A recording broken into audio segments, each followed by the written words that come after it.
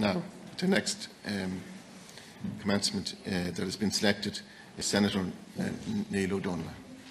Gramaigid alas Carly agus Boyle mon buchas a goal leis an Ira as a bhélinner Majin Tashunger Treja Harvey Grihakade and Tanish agus den Realtas so Tambuik goal and Shalogin Cass Amma DeSouza Flay. Minister, I thank you for being here and taking the time. I understand it's a period, an unprecedented period for the Taoiseach and his department.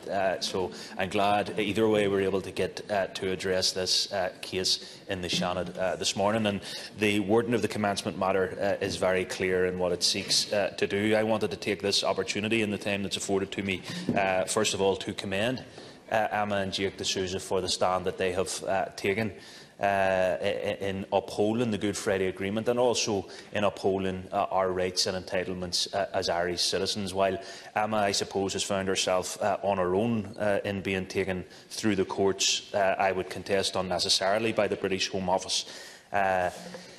She is representative of so many of us, and we are her and she is us in this instance, because the Good Friday Agreement 21 years ago was very clear.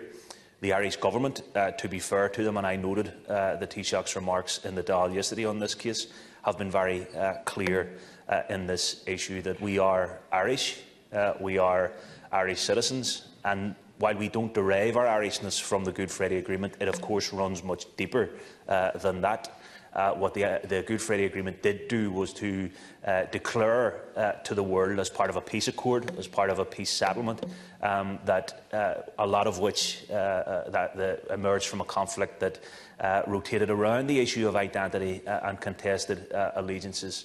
21 years later, it simply isn't good enough that Amma has to find herself going through this judicial process simply to uphold what is a basic right, and that is the right to your very citizenship. So I think, Minister, certainly yesterday in the other House, this morning in the Seanad, and indeed over the coming days and weeks, particularly given the context of Brexit and the impending potential threat as a result, Irish citizens in the North will be watching very intently to what the Irish Government say, but crucially what the Irish Government are going to do over the next short while to ensure that our rights are defended, and by extension the Good Friday Agreement as co-guarantors is defended as well. This is a crucial period. There is a lot of anger and deep frustration because what has happened last Cahirlock is that Brexit has exposed this weakness. It has exposed this problem. And what we need to do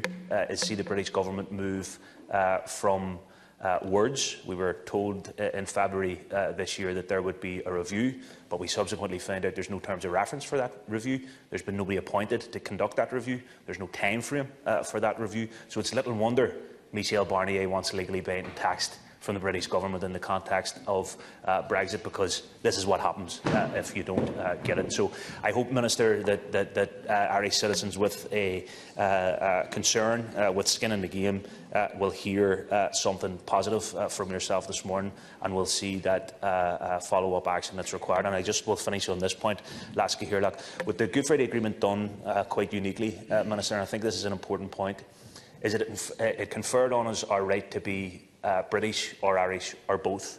So those of us who identify solely as Irish, this doesn't just impact upon us. There's quite a substantial section of society in the North who cherish the fact that they're able to be both British and Irish, and they now have to deal with the reality that one identity and one citizenship outweighs the other. So that will be of great concern to them as well as to those of us who identify and are solely Irish. Garamaigid. Thank you, Senator, for raising this issue. It is, I suppose, even in spite of the unprecedented times that we live in, it's a remarkably important matter. The citizenship and identity provisions are central to the Good Friday Agreement, and it's vital that they're upheld. And the Government has consistently engaged with the British Government in support of this and will continue to do so. The DeSouzas will want time to consider yesterday's decision in full, but have indicated that they intend to appeal. The Department of Foreign Affairs is keeping in regular contact with Emma and Jake DeSouza on behalf of the Government.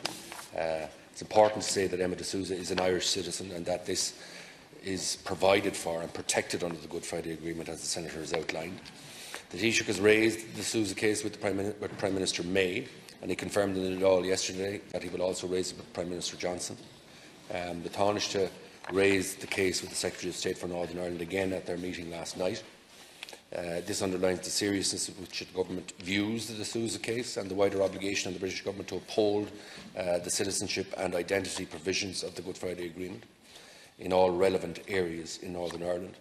The Taoiseach wrote to the Secretary of State for Northern Ireland last year and has had a number of discussions with the Secretary of State on the case of Emma DeSouza to raise concerns in relation to the citizenship and identity provisions of the agreement and to seek a review of these issues. In February, following this engagement by the Government, then Prime Minister Theresa May acknowledged that there were serious concerns in this area and pledged to review the issues around citizenship urgently to deliver a long-term solution consistent with the letter and spirit of the agreement. These were welcome and necessary acknowledgements and words and commitments by the then Prime Minister. In this context, the decision of the Tribunal in the DeSouza case does not define the extent of the British Government's obligations under the Good Friday Agreement. In the agreement, the Government, and I quote, "recognise the birthright of all the people of Northern Ireland to identify themselves and be accepted as Irish or British or both, as they may so choose, and accordingly confirm that their right to hold both British and Irish citizenship is accepted by both governments and would not be affected by any future change in the status of Northern Ireland." End of quote. It's clearly imperative that the people in Northern Ireland have confidence in these provisions of the agreement in letter and in spirit. To provide for that, a positive outcome to the review mandated by the British Government is now urgently needed.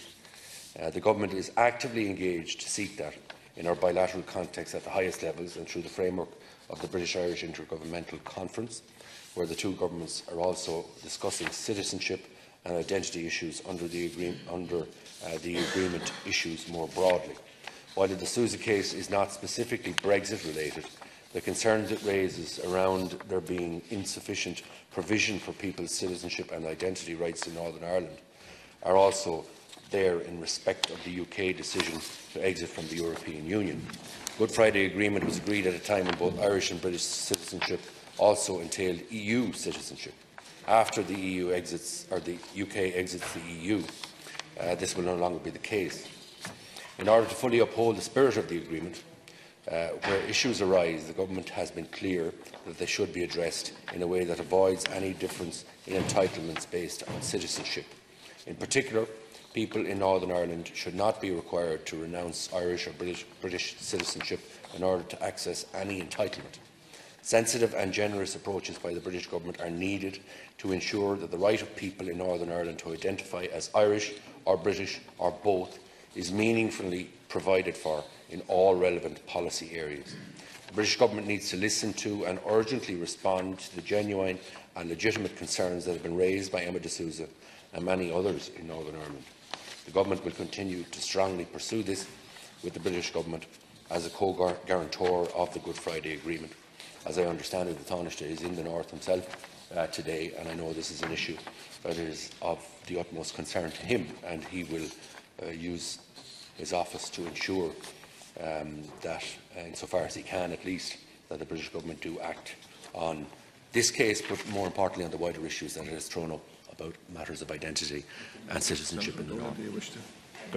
Thank you, Minister, and I appreciate the response. And I also want to acknowledge my appreciation for the work of the Taoiseach and departmental officials in relation to this case. They have been working closely with the DeSouzas, and I acknowledge and accept that.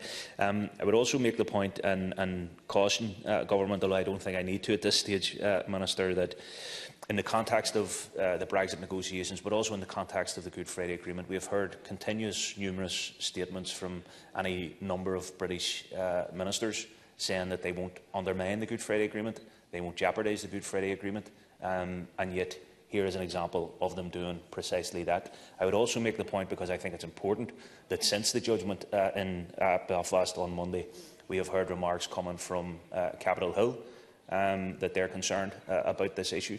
I would say to those friends of Ireland who have made very clear that in terms of any trade deal there can be no undermining of the Good Friday Agreement and our peace accord.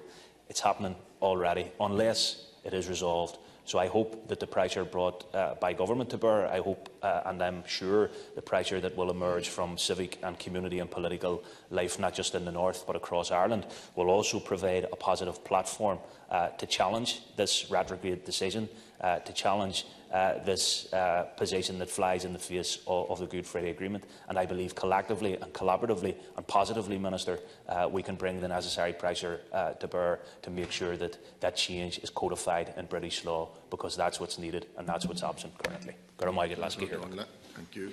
Senator has touched, I suppose, on what didn't happen post the agreement, and it's the referendum is held both north and south in relation to the issues of citizenship. Just to reiterate, the government is and will remain engaged with the British government at the highest level about the DeSouza case and these matters in general. We've been doing so for more than a year now, and as the Senator acknowledged, government is in close contact, regular contact with Emma and Jake DeSouza as they continue their case in the UK courts. This is about providing confidence for all of the people of Northern Ireland in the citizenship and identity provisions of the Good Friday Agreement.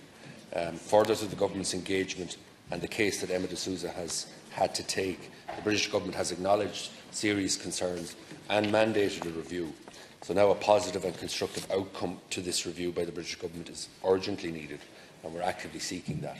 In the context of Brexit, the government has also worked extensively and remains engaged to ensure that Irish citizens and therefore EU citizens in Northern Ireland can continue to access EU opportunities and benefits under any scenario.